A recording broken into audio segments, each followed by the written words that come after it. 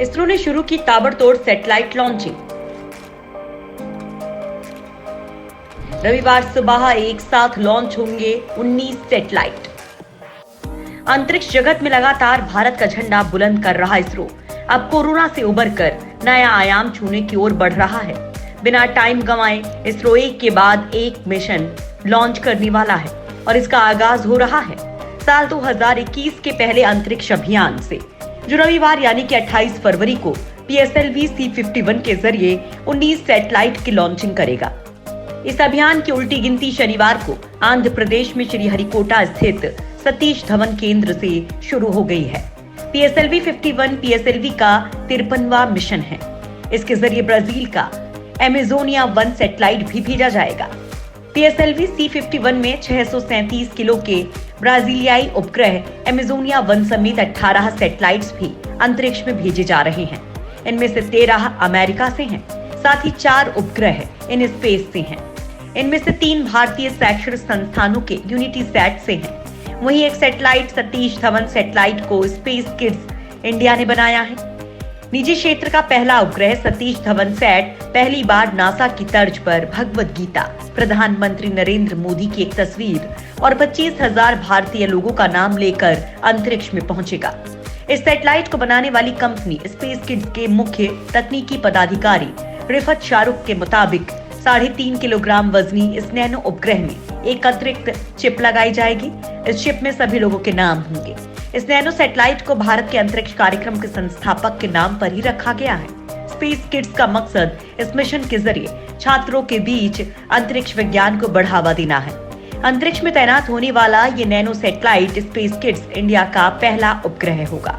संस्थापक और CEO doctor केसन के मुताबिक इस उपग्रह की लॉन्चिंग को लेकर सभी में काफी उत्साह है। उन्होंने कहा कि जब हमने मिशन को अंतिम रूप दिया तो हमने लोगों से उनके नाम भेजने को कहा जो अंतरिक्ष में भेजे जाएंगे। एक हफ्ते के अंदर ही हमें 25,000 से ज्यादा नाम भेज दिए गए। इनमें से 1,000 नाम भारत के बाहर के लोगों द्वारा भेजे गए थे। चेन्नई में एक स्कूल के सभी छात्रों के नाम भेजे गए हैं। जिन लोगों के नाम अंतरिक्ष में भेजे जाएंगे उन्हें बोर्डिंग पास भी दिया जाएगा। साल 2021 में भारत का ये पहला अंतरिक्ष अभियान PSLV रॉकेट के लिए काफी लंबा होगा। इस उड़ान की समय सीमा 1 घंटा 55 मिनट और 7 सेकंड की होगी। अगर रॉकेट की ये लॉन्चिंग सफल रहती है तो भारत की ओर से लॉन्च किए गए विदेशी सैटेलाइट की संख्या 342 हो जाएगी।